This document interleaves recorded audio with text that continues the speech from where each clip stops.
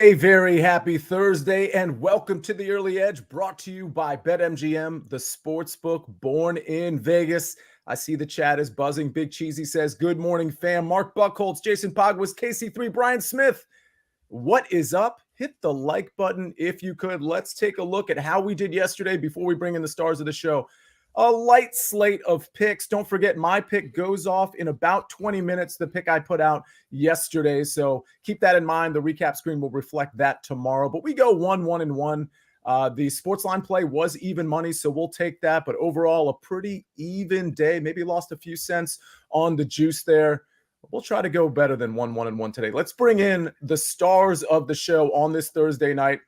You all know we've got Thursday Night Football tonight at 7:15, the primetime show. You all probably also know on CBS Sports Network, Mike McClure, RJ White, and Will Brinson will be doing the 2 o'clock NFL show where they cover every game. Welcome, Mike, Sniper, Zach. Zach, let me start with you. How you doing today, friend? I am doing good. You know, it's time zone change is coming up right now. If you can tell, it's pretty much pitch dark where I'm at right now in Vegas. So it's always good getting up at this time of the morning. Speaking of Vegas, we've got a golf tournament going in Vegas, which just got underway. Hopefully you all saw my first round leaders that I promised I would tweet out. And hopefully you caught my bet on UTEP, my live play on UTEP. I know some people in the chat caught that plus 3.5 in the middle of the first quarter. We put that out. They end up winning outright. This is an 0-16. They win outright. But anyway, Vegas, yeah, we got a golf tournament. Golf picks coming tomorrow probably from me. Sniper, how you doing? Very good. I see somebody in the chat, Bet Boy Tony C said it's the first time he's ever watching this live. That's really cool. Good to have you here, man. Yeah, Tony, we'll have some MLB plays for you. A lot of Thursday night football. Mike, how you doing today? I'm fired up, ready to go. Got playoff baseball, essentially, must-win games. So I love that particular aspect of the things that we get here tonight. And, we'll see what we get in Thursday night football. It certainly isn't the best matchup of the season, but we'll see. I think it's a pretty high variance game. I think it's a pretty high variance game too. And I think that plays well into your pick. I cheated and looked at your pick, but people will have to wait on that because Zach, we're going to you first. What's so interesting about this game, or maybe people don't think this is interesting. I think it's interesting because there are so many different players that we didn't expect to be on the field, to be starting. I mean, there's no Chris Olave. I don't know that we're going to see Taysom Hill. Last I checked, he was doubtful. Rashid Shaheed underwent surgery, unfortunately, yesterday. He's going to be out for a little bit because of a meniscus issue. What does that mean for the New Orleans receivers? Well, you're about to tell us. Yeah, I'm going to go with Bub Means over 31.5 receiving yards. You touched on it. Taysom Hill was the start of this snowball for the Saints offense. He went down, I think it was the second quarter against the Atlanta Falcons. And since then, it's been a new issue every single week for this Saints team. You can go 10 days ago against the Kansas City Chiefs, completely different team. They had Derek Carr, they had Chris Olave, they had Rashid Shaheed. Now they're out. All three of those guys are out. So this is going to be a new market for the Saints tonight. I think it gives you an opportunity to get in on some of these new players. Bub Means, you go to Sunday's game against the Tampa Bay Buccaneers. He had the most catches from the wide receivers and tight ends with 5 overall. Has that established connection, I think, with rookie Spencer Rattler. They both came in together. That means they were working together in training camp. And I think that means a lot. You saw him work the sideline routes a couple of times. He's going to need that go-to guy. The Denver Broncos also have some issues in the secondary with Patrick Surtain out with a concussion. So this is just an opportunity, I think, on a low market. Every player for the Saints is low. And I just think that means it's a good opportunity for Bub Means to have a semi-decent game. We don't need a lot. Let's get 32 yards and go over 31.5 receiving yards. Yeah, this receiver core, it's going to be Bub Means, Mason Tipton, and maybe the only receiver you heard of prior to this season was Cedric Wilson Jr., who, of course, was previously like a 4th wide receiver on the Dolphins. Interesting setup. And the chat is on some plays that I think we're probably going to talk a lot more about tonight. But Drewski says Rattler over 25-plus rushing yards. Kind of like that, because that pass rush is going to get to him. He'll probably have to escape here and there. Juwan Johnson, anytime touchdown. Japan pointing out 3rd game in 11 days. They are going to be tired. And Jeff Sternberg says, I'll bet on anybody named Bub. Well, if you want to bet on Bub, you want Zach's play, or if you want to bet on Bub for maybe a first touchdown score, which I'm looking at it right now, it's plus 1,500 at most books. You can do that. and maybe get your money back if he's the first or second touchdown scorer, I should say. We've all had our first touchdown bet called back before, and BetMGM is giving you a second chance. With BetMGM's Pro Football Second Chance, place any first touchdown score bet, and if your player doesn't score first but scores second, get your entire stake back in cash, no opt-in required. Here's how it works. Place a pregame straight first touchdown score bet in any NFL game. If your player scores the first touchdown in the game, you win your wager as normal. If your player scores the second touchdown in the game, you'll get your stake back in cash. It's that simple. Log into BetMGM for more detail. That's a pretty great promotion. All right, we got to get to some baseball. We got to get to some more football. Sniper, you're up next, but after this message from our partners. CBS Sports HQ, giving you college football coverage unlike anyone else. We're talking Big Ten. Pre- and post-game coverage. Are you encouraged with the way that this team responded? Along with breaking news. A lot of movement in the rankings this week. Highlights and expert analysis. That streak could be in jeopardy here. Sure. What was your main takeaway from this game? How impressive was his domination? That really changed the football game. Let's go ahead and have some more fun. Another wild ending. The chaos continues. Turn to CBS Sports HQ. We're back on the Early Edge, brought to you by BetMGM, the sportsbook born in Vegas. So many picks on tonight's game. See, this is, again, we think, hey, it's Bo Nix versus Spencer Rattler. This is just kind of one of those, nothing games. I'm not 100% sure I'm going to watch, or at least I feel like some people think that. People have takes on this game, and I absolutely love to see it. Before we get to more Thursday night football, Sniper, we've got two games tonight. I know you're focused on Indians. Oh, excuse me. That's the second time I've done that this month. Guardians and the Dodgers. Apologies, everybody. Guardians and Dodgers. You've got a couple of plays on that, but once you're done, I may ask you about this Dodgers game because a lot of opinions in the chat on Dodgers Mets. But I'll start with your two picks. I'll talk about that too. Yeah, go ahead. I'm going to start with, I have kind of a theme here in this Guardians-Yankees series. We heard so much about both of these sluggers struggling, more so the one on the Yankees, because you always hear more about the Yankees anyway. But I'm going to start with the one on the Guardians, and it's Jose Ramirez. He was 3 for 22 in the playoffs, and he has struggled in the playoffs greatly in his career until he hit a home run in his last at bat. And that was off Luke Weaver. And Weaver's been unbelievable. I just think that Jose Ramirez is too good of a player to be held down for so long. And now that we saw that swing, we saw that home run, and he had hit a deep fly earlier in the game. He hit a warning track fly earlier in the game. Then he hit a home run. I think it's about time for him to get going. So I am going to go over on the 1.5 hits, runs, RBIs on him here. He does hit better at home, 44 points better, batting average, 86 points better, OPS against Clark Schmidt, Yankee starter. He's 3 for 8 with a double and 3 RBIs in his career. So yeah, I think it's a good spot for Jose Ramirez, but I think it's more so he was bound to break out eventually. And once you see that good swing, then I think it's time to go. In that same vein, I'm going to go Aaron Judge over 1.5 hits, runs, RBIs, because this is the one we heard so much about. Why can't he hit in the playoffs? Terrible numbers in the playoffs, all that. He had hit a few deep flies, but he wasn't really getting it. As you know, Judge is so big. It's not like he can miss.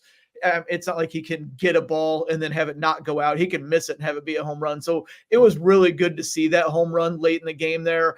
And I do think, just like Jose Ramirez, he's just about to get back on track in his career against Matthew Boyd, Guardian starter. He has had good success. I know it's a limited small sample, but they last faced each other on August 20th, and Judge hit a home run. Most of all, as I said, good hitters just aren't going to be held down forever. So once they got those home runs under their belt, I feel like it's going to snowball a little bit. In terms of the other game, I had said going into this series, I was going to take the over every game, and I got 7.5 in. It's on my CBS Sports column if you want to do a look. Last night with the home run in a solo home run in the ninth from Max Muncy. It's been interesting that 2 of the games, one team basically had to get us all the way there, but they did. This one feels like it's going to be different to me. Jose Quintana has been very dominant here this last couple months.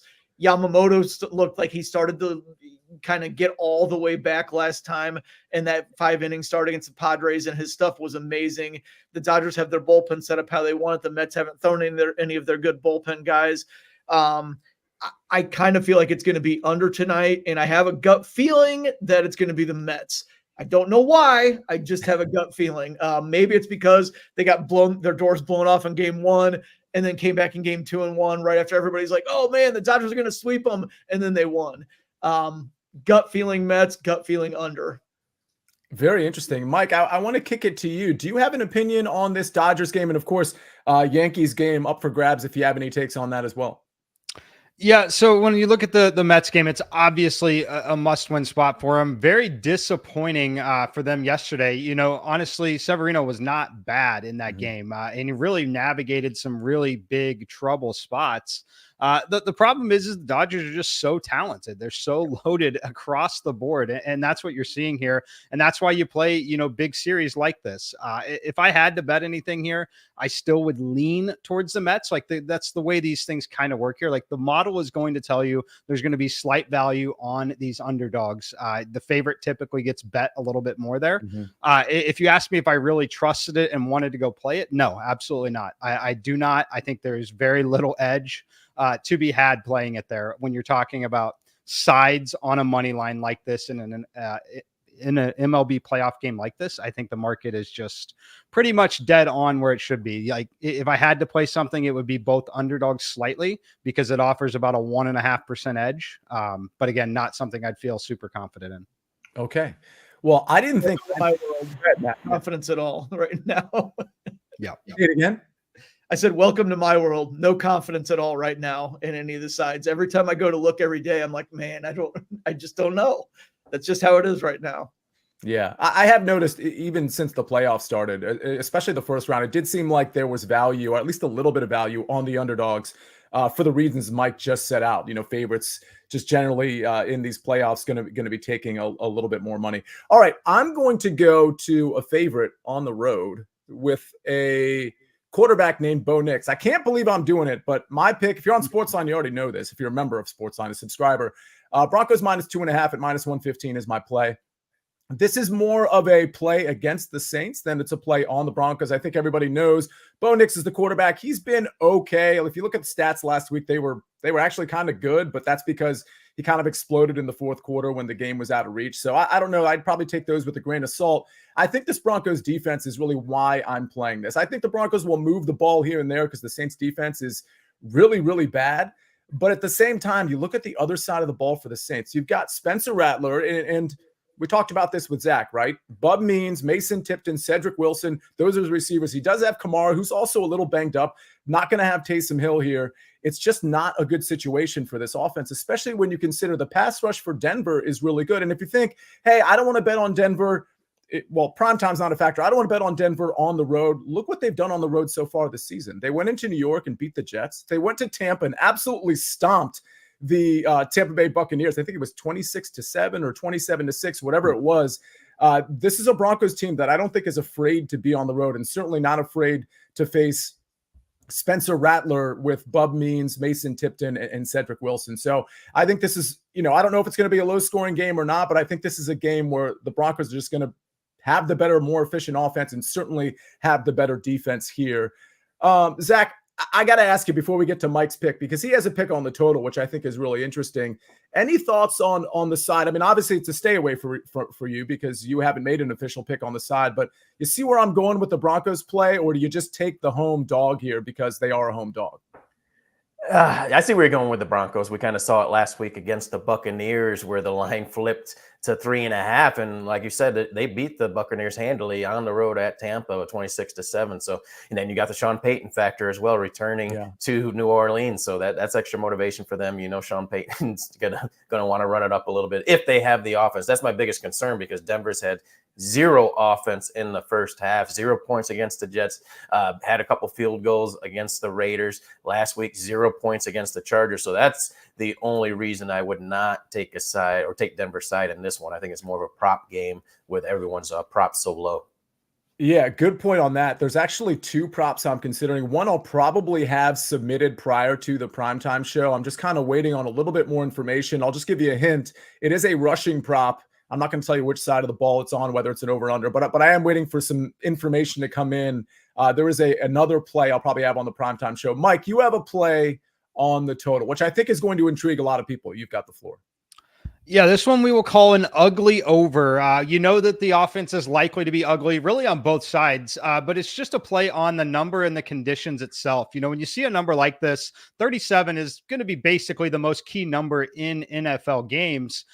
You can get home in a 20-17 kind of game. And when you see one price like this, even with ugly offense, that's typically going to be likely in weather situations or outdoors. But this we get in the controlled environment in a dome. It's very easy to kick field goals there. And just the game itself plays a lot faster on that track. So that is a big part of this here.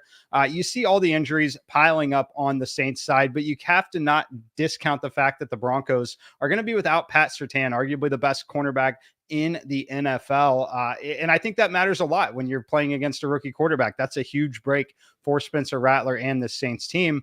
But the Saints defense has just completely fallen off a cliff the last 4 weeks. And I think the motivation is simply lacking there when you see all the injuries, you see the short week. They don't have their bye week all the way till week 12. I think this team is in a really, really rough spot. And I think that translates to effort defensively. I think that they're going to struggle on defense. I think Bo Nix is going to have some success here. But Spencer Rattler, he is someone that is mobile enough, and he hasn't taken a bunch of big hits in the NFL yet. So he's going to be over ambitious. He's going to be aggressive. He's going to run the football. I think they're going to be able to do enough to put points on the board here. We watched how awful the Saints defense was last week. I think it, again, continues here on the short week. They definitely haven't had time to address anything. And again, it's just a play on the number at 36.5. The idea of getting there with a 20-17 kind of final score is very, very appealing here.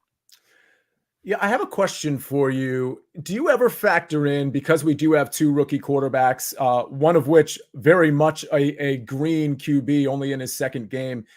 There's so much variance on turnovers, but do you ever factor in when you're looking at an over short fields created? Because we do, I mean, Bo Nix, relatively conservative, so I don't know that you'd make the argument there necessarily, but Spencer Rattler, potential, turnover against Denver. Does that ever factor into your overs? Yeah, definitely. Yeah, that's kind of what I was alluding to with being just high variance environment in general. It could be on Spencer Rattler. It could be on a young receiver, that's obviously hasn't earned his way onto the field yet, tipping a pass that becomes an interception, all sorts of different things. And just the field conditions in general, being indoors, making the kicking game a lot more viable. Starting with the rules this year as well. You start at the 30, basically need 2 first downs. You're almost in field goal range. It's just a different game in these controlled environments. So I fully believe this number should be 38.5, 39.5. Dano says, come on, Sia, spill the prop beans. Not only will I, maybe it's not definite, maybe have a prop tonight, but if I didn't already mention it, the latter play of the day, those have actually been hitting since I said I was going to put them out. So I'll mention that on the primetime show. And I will also submit one of those crazy parlays. We hit one of them at plus 900. The second one we tried at plus, I think, 850 did not hit, but I'll have one of those for you as well. Mike, go ahead. Yeah, I just pointed out in the chat. I know Zach pointed out as well. In this situation with Spencer Rattler, these are the guys he's been working with all season, right? Yeah. So it's almost I'm not saying they're better and that combination is going to be better than Shaheed and Chris Olave, but there could be more chemistry, which could help complete the 5, 6, 7 yard passes that are needed to move the football early. It's not going to help in the deep shot. It's not going to help the home run ball, the explosive play, but it will absolutely help move and pick up a first down, the chemistry with these younger receivers. Yeah, Zach, go ahead. Yeah, just on your point, Sia, I thought it was a great point talking about possible flip the field with a turnover. Remember, the special teams has been an issue for the Saints, and that was with Rashid Shaheed. You saw the muff punt touchdown against the Falcons. They had a punt return with Shaheed last week against the Buccaneers, and now he's out. So you're going to have a new returner. I'm not even sure who it's going to be that's fielding those punts, but that could be an issue on catching those punts tonight. A lot of punts, too. Yeah, and by the way, Bub Means, I went back and looked at his tape at Pittsburgh and of course last week as well. I think we're going to see a lot of those 7-8 yard routes, Mike. I think Bub Means is going to run a lot of those short and intermediate routes. We might see Mason Tipton down the field a little bit more, and we'll see about Cedric Wilson. But I do think Bub's going to gobble up a lot of 7. And the thing about him that I love is that he kind of uses his big body to wall off. I don't know that he's the best route runner, but he uses his big body to wall off defenders. If he can do that 2 or 3 times, he might actually get there just with that. to Zach's pick. Speaking of picks, I got to point out, Chris Kish, I think, has some F1 picks in the chat, and I know he kind of specializes in F1 picks. Brian Smith says Chandler Smith to win NASCAR Xfinity race Saturday at plus 500. If you're not a member of SportsLine, you probably don't know. Mike McClure puts out NASCAR DFS picks and outright picks and things of that nature, runs his simulations when it comes to that, and NFL DFS and baseball and all those things too. So become a member of SportsLine. It's super easy. Go to sportsline.com/join. You get 60% off the annual plan if you type in the promo code winners. Again, sportsline.com/join. 60% off the annual plan. All you got to do is type in the promo code winners. All right, I think that'll be our show. Sniper, was there anything in the chat before we go to the recap screen from a baseball standpoint? You're on mute. Was doing my best Buckets impression there, but I'm not going to try to kick a 50-yard field goal now because I'm smart enough to know I can't do that. Matthew Boyd, 5 strikeouts was mentioned multiple times. I do think that he will have a decent strikeout rate as long as he's in the game. I just don't know how long he's going to be in. Look, they pulled Boyd after 2 innings in game 5 of the ALDS. And I know that's a must-win game, but this is a must-win game. They're down 0-2. They pulled Tanner Bybee after 1 1/3 innings last game, and that's their ace at this point. So I wouldn't trust Matthew Boyd to be in the game long enough to strike out 5. Then somebody else said Clark Schmidt 1.5 strikeout or 1.5 earned runs. Gosh, I don't know. That seems about right. I feel like he's going to give up 1 or 2 in 4 innings or so. So those pitching props in that game are just kind of stay away from me. Yeah, sometimes the best take is the stay away from it take, and that's what we have on that last one there. Bitsy says Juwan Johnson is someone who Rattler's familiar with in his college days, receiving yards worth a look. Very interesting. I don't disagree that Juwan Johnson potentially worth a look. All right, let's take a look at the recap screen before we get out of here. And a reminder, you'll see Mike and I and Megan Schaup on FFT DFS at 11 o'clock as we take you through the main slate, offer some thoughts at the end of the show on Showdown, and of course, giving Mike McClure's top 3 at each position out as well. Zack Cimini, Bub Means over 31.5 receiving yards at -128. The Sniper, Jose Ramirez over 1.5 hits, runs, RBIs at -105. And Aaron Judge over 1.5 hits, runs, RBIs at -125. I got the Broncos tonight, -2.5 at -115. And Mike McClure, Saints Broncos over 36.5 at -115. Speaking of Mike McClure, speaking of football, speaking of FFT DFS, 2 o'clock, CBS Sports Network. Do not forget, they go through every single NFL game and all the edges, the totals, the sides that they like. So tune into that on CBS Sports Network. It'll be Will Brinson, Mike McClure, and RJ White at 2 o'clock Eastern Standard Time. Again, we're going with EST. I'm not doing the Eastern Daylight thing. I'm an EST guy, and I'm an early edge guy. And you guys are all early edge people in the chat. We really appreciate you every single day being a part of this, staying positive, putting in your picks, and asking us all the questions. We got a lot more content coming the rest of the day, so we'll absolutely see you there. But for now, we got to get out of here. On behalf of Jake the Snake on the 1s and 2s, Zack Cimini, Mike McClure, Matt Sniper, I'm the counselor of Cash, Sia Nejad. This is The Early Edge, and we rest our case.